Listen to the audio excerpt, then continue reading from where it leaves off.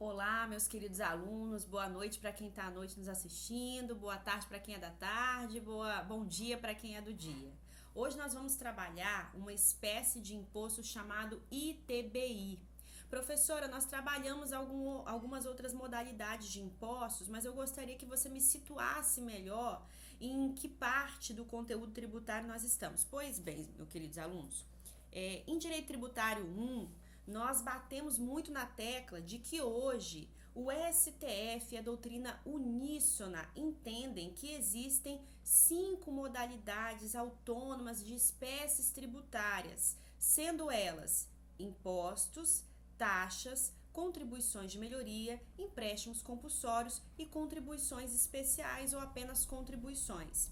Professora, por que, por exemplo, a gente já teve a teoria chamada dualista, que considerava apenas 5 modalidades, desculpa, gente, considerava apenas 2 as modalidades de espécies tributárias autônomas. Nós já tivemos, professora, a teoria tripartite, que considerava apenas 3, a teoria quadripartite, que considerava apenas 4 como sendo as modalidades de espécies autônomas de tributo. Por que hoje, professora, nós temos 5 espécies tributárias autônomas, tanto aceita pelo STF quanto pela doutrina uníssona? Por que, por exemplo, a categoria de contribuições especiais, de empréstimos compulsórios, não está dentro de impostos? Por que a modalidade impostos não está dentro de taxas, por exemplo? Por que eu separo o tributo chamado taxa e separo os impostos, de modo que eu considero elas como modalidades autônomas de espécies tributárias? Meus amores, porque cada uma dessas espécies que eu disse para vocês, cada uma dessas 5 modalidades possuem características que fazem com que elas sejam consideradas espécies, modalidades autônomas. Me dê um exemplo, professora. Pois bem, quando eu penso nos impostos, eu digo para você que uma das características dos impostos é que eles são universi, significa que eles servem para gastos universais, para manutenção da máquina pública, para manutenção daqueles direitos e garantias fundamentais, educação, saúde, segurança, moradia, lazer. Ah, professora, isso também não acontece, por exemplo, com as taxas? Não, meus amores. Nas taxas, a gente diz que elas são uti singuli, porque eu consigo determinar quem é o beneficiário. Na verdade, eu só pago taxa quando eu consigo determinar quem é o beneficiário, ao passo que os impostos não, eles servem para gastos gerais, para manutenção da máquina pública. Ah, professora, é por isso, por exemplo, que a gente fala lá que as hipóteses em que se incide a taxa, em que o poder público pode cobrar a taxa, são naquele regular poder, exercício do poder de polícia, professora. Lembra lá das duas hipóteses ensejadoras? Serviço público específico e divisível prestado ao contribuinte ou colocado à sua disposição, e regular poder de polícia. Tanto para um quanto para outro, eu consigo identificar quem é o beneficiário. É por isso também que a gente diz que as taxas são tributos vinculados. Vinculados como assim, professora? O pagamento do tributo taxa se vincula a uma contraprestação estatal específica, ao passo que os impostos não, meus amores. Eu não posso vincular o pagamento, por exemplo, do IPVA a não ter buracos na rua, porque eles são não vinculados. Eu não pago imposto se e tão somente se o poder público me prestar algum serviço, entende? Diferente das taxas. Eu pago a taxa quando há uma contraprestação estatal específica. Nossa, professora, mas então por que a contribuição de melhoria não está dentro das taxas? Porque eu lembro também que é necessário haver um serviço prestado pelo poder público para só então eu pagar a contribuição de melhoria. Sim, meus amores, mas não é qualquer tipo de serviço. Não é o serviço lá daquele serviço que a gente fala da taxa. Não é o exercício do poder regular de polícia. Não é um serviço público específico e divisível prestado ao contribuinte ou colocado à sua disposição. Nesse caso da contribuição de melhoria, nós estamos falando de uma modalidade de serviço do tipo obra, e tem que ser obra pública. Qualquer obra pública, professora? Não, aquela obra pública da qual decorra valorização imobiliária. Vocês entendem, a professora? Que existem características tais para cada espécie tributária que faz com que esse tributo seja considerado uma modalidade autônoma, tudo bem? Nossa, professora, e aí a gente começou a falar então sobre algumas modalidades e espécies do imposto, que é aquele primeiro tributo da teoria pentapartida que nós estudamos. Lembrando que já existe hoje a teoria hexapartida, adotada por alguns doutrinadores que defendem que são 6 as modalidades autônomas de espécies tributárias, sendo a sexta a COSIP, que é aquela contribuição pelo serviço de iluminação pública, que foi uma modalidade autônoma que subiu até o STF, né, para os casos de entes públicos que estavam cobrando a iluminação pública através de impostos, ora através de taxas, tudo bem, meus amores? Professora, então nós falamos, por exemplo, sobre o imposto de renda, já nesse período, nesse semestre, em Direito Tributário 2, nós falamos sobre o ITCMD, nós falamos sobre o ICMS, falamos de algumas modalidades de impostos. E hoje nós vamos falar sobre o ITBI. Professor, eu lembro que nas aulas anteriores nós falamos sobre o ITCMD, que é uma modalidade de imposto, meus amores, que o contribuinte, o sujeito passivo da relação jurídico-tributária, tem que efetuar o pagamento quando há uma transmissão de patrimônio, tudo bem? Uma transmissão sempre do tipo não onerosa.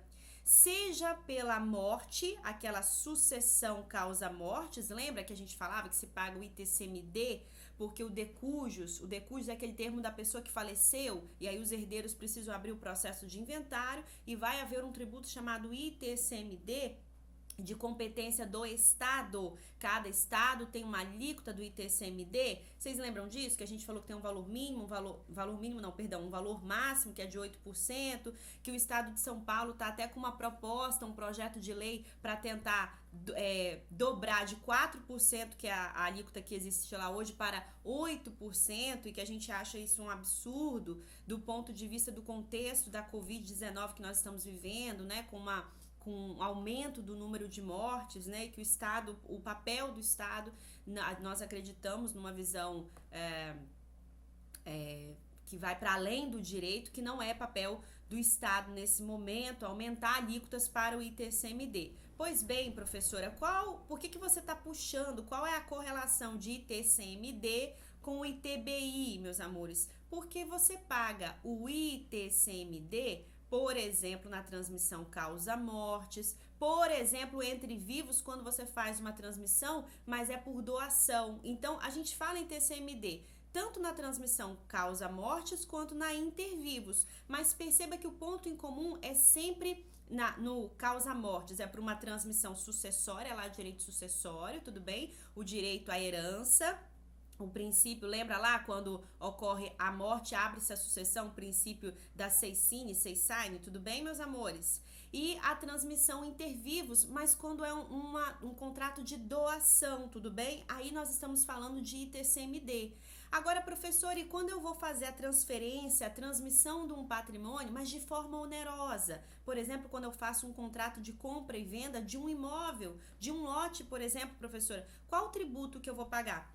Nesse caso, nós não estamos falando de ITCMD, nós estamos falando de ITBI, tudo bem, meus amores? Nossa, professora, que legal! Então, eu preciso sempre correlacionar ITCMD e o ITBI, professora, isso. E perceba, nós vamos observar aqui que além de fatos geradores diferentes, é por isso que são impostos diferentes, é claro, nós também temos competências diferentes para essas duas modalidades de impostos, tudo bem? Vocês lembram o que é competência? Nós vamos chegar lá daqui a pouquinho. Professora, vamos dar uma lida no que significa ITBI. Se você abrir o artigo 156, inciso 2 da Constituição Federal e também o artigo 35A 42 do CTN, você vai ter lá, por exemplo, a definição, né, o nome jurídico, que significa o seguinte: ITBI, meus amores, imposto sobre transmissão, imposto sobre transmissão intervivos, sempre intervivos, tá, meus amores? A qualquer título por ato oneroso, ok? A gente não tá falando aqui de doação. No caso da doação seria ITCMD, é ato oneroso, tudo bem? Por natureza ou acessão física e de direitos reais sobre imóveis, exceto os de garantia, bem como cessão de direitos e sua aquisição. O nome é enorme, professora. Tudo bem. O ITBI, meus amores, a gente vai pensar nele, por exemplo, num contrato de compra e venda entre vivos, é claro. No ITCMD, a gente pensa, meus amores, naquela transmissão, por exemplo, na pós-morte, tudo bem?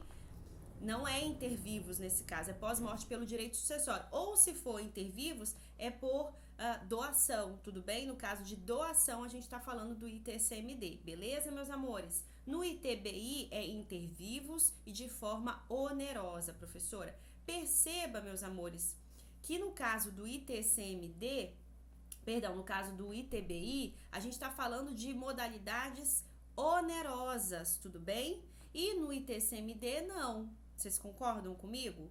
Porque quando é por sucessão, é uma sucessão natural do direito sucessório, o direito que nós temos, né, de herdar os herdeiros, ou quando é uma doação, que também não é oneroso, tudo bem?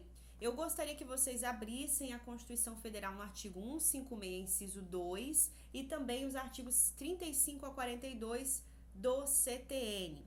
Quando você abre lá o artigo 156, inciso 2 da Constituição Federal, nós temos lá a competência, meus amores. Olha lá já a diferença básica entre ITBI e ITCMD. A diferença já entra na competência. Porque nós vimos que a competência tributária do ITCMD é estadual. E nós vamos ver que a competência tributária do ITBI, nos moldes do artigo 156, inciso 2 da CF, ela é, meus amores, o quê? Municipal. Nossa, professora, que coisa! Que coisa, professora! A competência, nesse caso do ITBI, é municipal, sim, meus amores. Antigamente, nós tínhamos um único tributo para esses tipos de transmissões de propriedade, seja por morte, seja por intervivos por doação ou contrato de compra e venda, a título oneroso, era um tributo só. E aí a Constituição veio trazendo essa repartição, tudo bem? Então ela repartiu, olha, quando for a título oneroso essa transmissão e entre vivos, a gente tem o ITBI que vai ser de competência do município. Quando for a título não oneroso, após a morte, né, com a sucessão, ou intervivos, mas por contrato de doação, a gente está falando do ITCMD, e nesse caso a competência é estadual, tudo bem? E a gente verifica isso no artigo 156, inciso 2, olha lá o que ele fala. Compete aos municípios instituir impostos sobre transmissão intervivos a qualquer título, por ato oneroso, de bens imóveis, por natureza, papapá. Professora, lembra para mim o que é competência tributária? Nós estudamos também a competência tributária e a capacidade tributária ativa, lembra? E nós falamos sobre a diferença entre elas. A competência tributária, meus amores, é o poder para instituir um tributo. Professora, onde é que eu verifico a competência tributária? Onde é que eu encontro competência tributária? Na Constituição Federal, na Carta Magna. É lá que nós vamos ver a distribuição de competências. Como assim, professora? Vai ser a Constituição Federal que vai dizer pra gente quais são os tributos de competência da União, quais são os tributos de competência dos estados, quais são os tributos de competência do município e Distrito Federal. Tudo bem, meus amores? A Constituição Federal, ela institui tributo? Não, meus amores. Ela delega competências, ela diz pra gente de quem é a competência para cada modalidade tributária. Inclusive, a gente verifica na Constituição Federal em relação também aos impostos. Quais são os impostos de competência da União, quais são os impostos de competência dos estados e quais são os impostos de competência do município. Mas a instituição, ela não institui nenhuma modalidade tributária. Vai ser a lei complementar ou a lei ordinária quem vai instituir tributo, mas sempre infraconstitucional. Então, nós estamos falando do CTN, que é uma lei ordinária que foi recepcionada pela Constituição Federal de 88 como lei complementar, e leis ordinárias, tudo bem? Que são a legislação extravagante que a gente fala, tá bom? Professora, beleza. Quem seria, professora, o fato gerador do ITBI? Ou seja, lembra que nós falamos que fato gerador são aquelas hipóteses em que nós temos para pagar o ITBI? O que acontece? O que eu faço para ser devedor de ITBI, para nascer uma obrigação de pagar ITBI? Lembra que nós estudamos a teoria do crédito tributário, da obrigação tributária? Como é que nasce uma obrigação tributária, um crédito tributário? Primeiro nós temos o fato gerador, antes disso nós temos a hipótese de incidência, vocês lembram disso? Que é aquela previsão legal. A lei diz o seguinte, olha, se você fizer isso, você tem que pagar ITBI. Se você fizer aquilo, você também tem que pagar ITBI. Se você fizer aquilo outro, nasce a obrigação de pagar ITBI. Isso que tá lá na lei, prevendo quais são as hipóteses, perceba, tá no mundo abstrato, tudo bem, meus amores? Tá no mundo lá da lei, tá positivado, mas que tá na lei, tá no papel, ok? Isso a gente chama de hipótese de incidência. São as hipóteses nas quais, se você praticar aquela situação, nasceu ali a incidência tributária. Você pode incidir aquele determinado tributo, tudo bem? Professor, e quando eu pratico uma das hipóteses de incidência, ou seja, se a lei diz assim, olha, transmissão intervivos a qualquer título por ato oneroso. Eu faço um contrato, professora, de transmissão intervivos. Eu tô viva, eu sou a vendedora, o comprador também é vivo, eu faço um contrato de compra e venda, ou seja, a título oneroso, de um bem imóvel, de um terreno que eu tenho, por exemplo, professora. E aí, meus amores, nesse caso, você praticou o fato gerador da hipótese de incidência da lei que versa sobre o ITBI, tudo bem? Praticado o fato gerador, nasceu o quê? A obrigação tributária. Professora, naquele momento da obrigação tributária eu já tenho que pagar o tributo? Não, depois disso vem o quê, gente? O lançamento tributário, e aí sim nasceu o crédito tributário. Professora, qual a diferença de crédito tributário e obrigação tributária? O crédito tributário nada mais é que a obrigação tributária liquidada. Liquidada no sentido de estar paga? Não. Liquidada no sentido de eu saber quanto eu devo. Porque na obrigação tributária eu não sei exatamente quem é o sujeito passivo, o sujeito ativo, quanto debeato, qual o valor que se deve, eventuais multas ou descontos para o pagamento, tudo bem? É no crédito tributário que nós temos a liquidação da obrigação tributária. E essa liquidação vem exatamente com o lançamento tributário. Lembra que também nós debatemos isso? Professora, vamos voltar aqui então no artigo 156, inciso 2 e no artigo 35 do CTN. A gente consegue, meus amores, dissecar os fatos geradores. A gente pode perceber pela letra da lei que são 4 os fatos geradores, são 4 hipóteses de incidência do ITBI. Como assim, professora? Olha, se você transmitir entre vivos, né, a qualquer título, por ato oneroso, bens imóveis por natureza, você é devedor do ITBI, tudo bem? Nasceu ali a obrigação de pagar ITBI. Professor, e se eu fizer uma transmissão intervivos a qualquer título por ato oneroso, mas de bens imóveis, nesse caso por acessão física? Também é hipótese de incidência, é fato gerador do ITBI. Professora, e se eu fizer uma transmissão intervivos a qualquer título por ato oneroso de bens imóveis, exceto de garantia? Ok, é fato gerador do ITBI. E professora, por último, se houver uma cessão onerosa de direitos relativos à aquisição de bens imóveis, também é fato gerador do ITBI. Ah, professora, eu percebo que tem muito de direito civil aqui. O aluno tem que sacar de direito civil, né? Direitos reais? Tem sim, tá? Se você sente dificuldade nessas nomenclaturas, você tem que ir lá em direito civil, entender o que é cada um desses aqui, para voltar para direito tributário, tudo bem? Direito é uma coisa só, né, gente? No fim, direito é uma coisa só. A gente compartimenta ramos, e às vezes muito por uma questão didática na faculdade, mas direito é uma coisa só. A gente não pode estudar achando que nunca vai precisar daquilo, né? Professora, e nos casos de uso capião, vocês poderiam estar se perguntando aí, será que no caso de uso capião, aquela pessoa que entrou com uma ação de uso capião, professora, fiquei lá X anos ininterruptos num imóvel, e aí eu vou entrar com uma ação de uso capião, será que lá na sentença, por exemplo, que homologar, que conceder a propriedade, nesse caso, eu vou pagar o ITBI? Percebam, meus amores, existem 2 modalidades de aquisição da propriedade, a gente chama, tá bem? Existe a modalidade originária e a modalidade derivada, isso é lá de direito civil.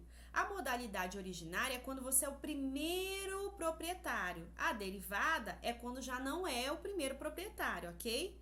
O direito tributário, aqui nesses casos, meus amores, ele está preocupado, ele quer tributar, ele vai tributar a propriedade derivada.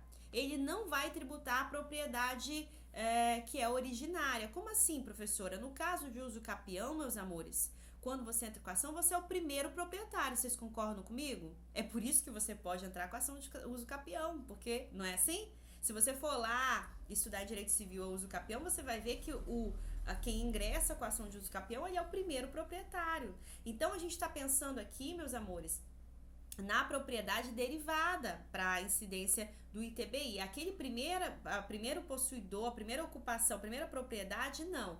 Professora, isso quer dizer que o fisco, então, ele só tem interesse nos modos derivados de aquisição da propriedade? Sim. Portanto, na ação de uso capião, em tese, não incide o ITBI. Olha que importante, né? O advogado tributário. Você imagine só numa ação de uso capião que se cobre, né? Que haja ali a suposta incidência de ITBI, né? Conhecimento é poder, né, meus amores?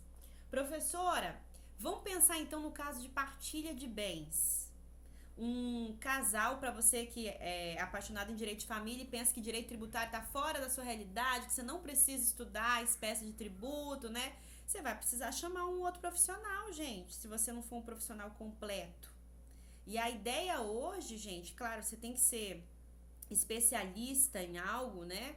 O mercado pede isso, mas não dá para você ficar bitolado em ser exclusivamente só e tão somente especialista em algo, não, porque a informação, ela corre muito rápido, né? Então, o profissional, ele tem que ser amplo, ele tem que ser multifacetário. A educação, ela é multidisciplinar, a gente tem que ir se conectando com outros ramos do direito. O próprio direito de família hoje, meus amores, reconhece a necessidade, a possibilidade, né, o bem que faz outros profissionais em ações de família, como, por exemplo, psicólogos, com assistentes sociais, com psiquiatra, não é assim? Passou daquele tempo em que a gente achava que você tinha que ser bom em uma só coisa e ser só aquilo dali. Você acaba ficando bitolado. Então, se você gosta de direito de família, por exemplo, vamos pensar aqui na situação de um processo que você esteja advogando para partilha de bens, numa partilha ali de bens de dissolução de sociedade conjugal. Porque quando você casa é uma sociedade conjugal e o divórcio é você desfazer uma sociedade conjugal. Por isso que a gente brinca que casamento é negócio, né, gente? Ai, que horror. Professora, e digamos que o casal tenha sido casado lá no regime de comunhão parcial de bens e a gente vai fazer uma partilha, né, nos termos que a lei prevê, 50%, 50%. Será que nesse caso, professora, para os 50% dele, para os 50% dela, ou dela e dela, ou dele e dele, não é? Para 50% para cada uma das partes, professora, nesse caso incidiria o ITBI? O que vocês acham, meus amores? Porque está relacionado à propriedade, né? Vocês acham que nesse caso a gente está falando de uma partilha de patrimônio que já é meu, só que o juiz só está formalizando, tá dividindo algo que já é meu e algo que já é da outra parte?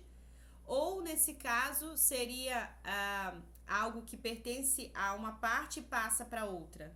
Professora, se a gente estiver falando de 50%, 50%, se for metade para cada um, não vai incidir em TBI, não faz sentido, porque já é meu, já me pertence, entende? Eu não estou falando de transferência aqui de propriedade de imóvel, vocês concordam com a professora? Não estou transferindo nada, já era meu. Ah, professora, mas tá um imóvel, por exemplo, professora, um terreno com a casa, tava no nome dele, e aí você vai divorciar e vai 50% pro seu nome, mas já te pertencia, entende? A gente só tá formalizando a partilha.